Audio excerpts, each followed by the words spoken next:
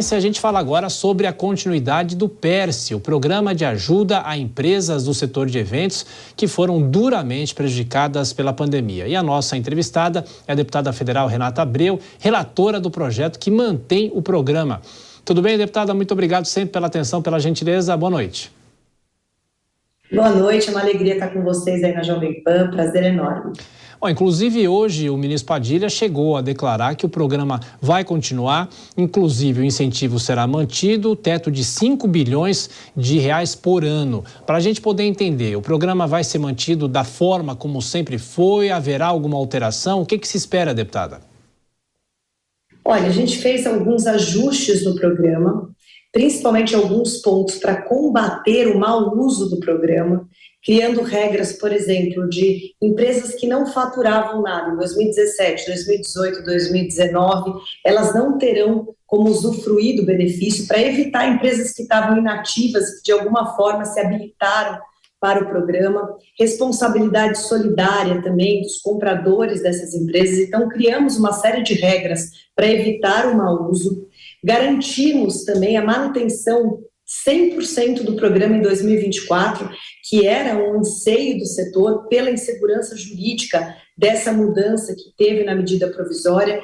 Então, isso a gente conseguiu garantir em 2024 e um escalonamento a partir de 2025, tirando imposto de renda e contribuição social do lucro real.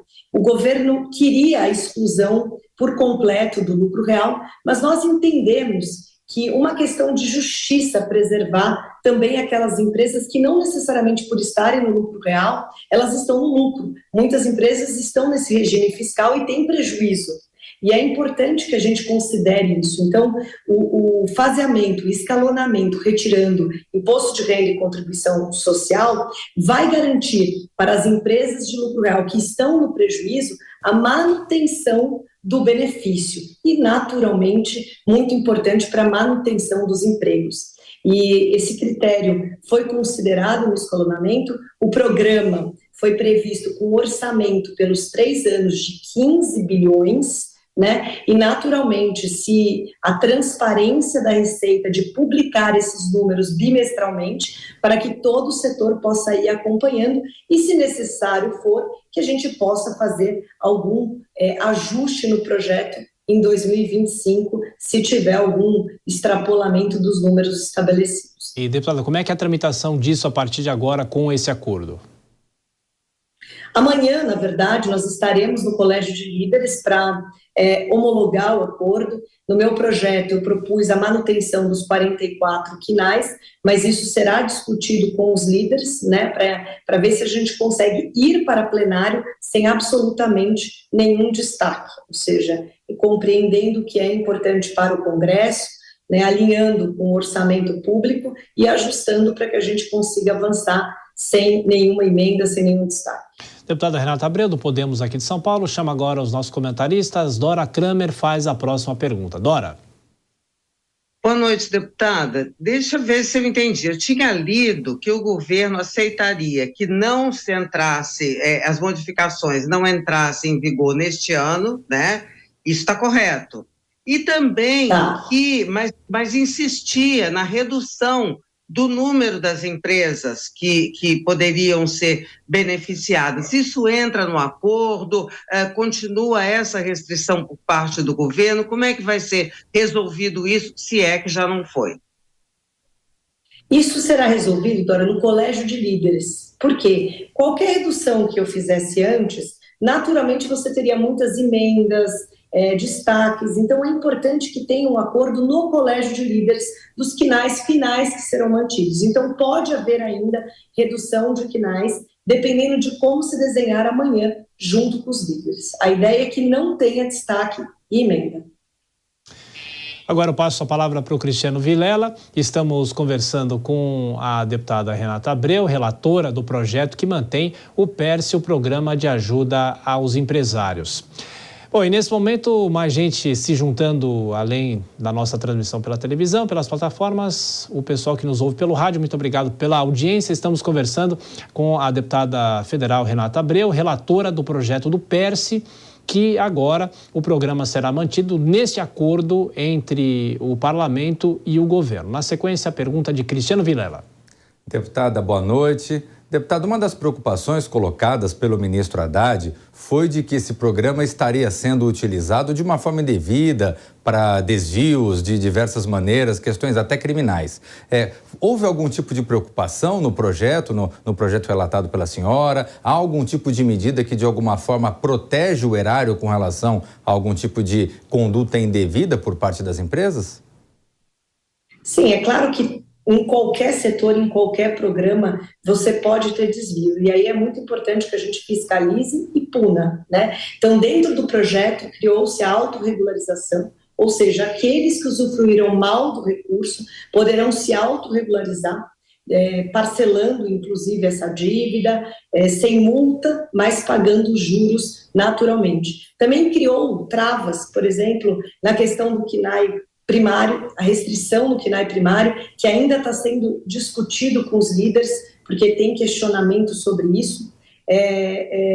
Criamos também regras como a empresa inativa antes da pandemia, ou seja, aquela que não faturou absolutamente nada. Em 2017, 2018 e 2019, não poderão usufruir do PERSE. Então, uma série de gatilhos foi escrito para tentar, naturalmente, evitar qualquer fraude ou qualquer desvio, até porque seria fraude fiscal. E a definição muito clara na lei dos quinais, porque toda a confusão que teve é porque muitos quinais que nunca estiveram na lei, naquela que previu os 44, foram utilizados no cálculo do PERSE.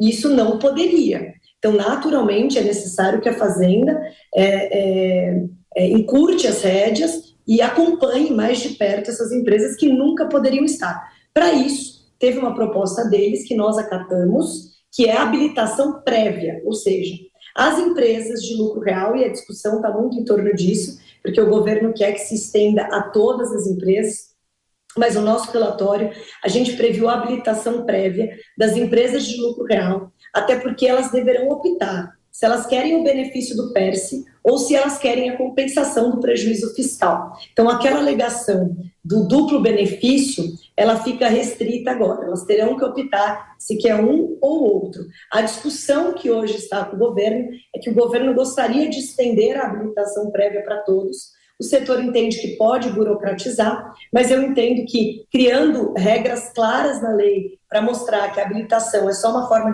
de controle melhor do acompanhamento do crescimento do gasto do PERSE, e não um limitador, uma discricionariedade para habilitar ou não um CNAE que está previsto na lei, eu acho que a gente consegue avançar num acordo.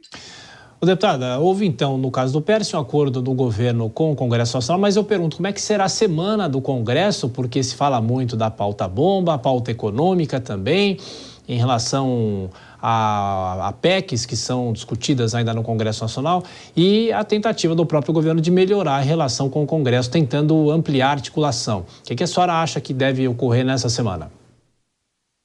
Olha, o governo tem dialogado, né, até porque com relação, por exemplo, a esse programa, muita gente fala benefício, mas a gente precisa compreender que é um ressarcimento de um setor que foi impedido de funcionar por 2 anos. Né? Então, quando a gente fala em todas essas lógicas e essa lei que foi criada, é para preservar, para manter vivo esse setor, que foi o mais afetado na pandemia e que o resultado veio. O fruto do PERSE foi o setor que mais empregou no Brasil.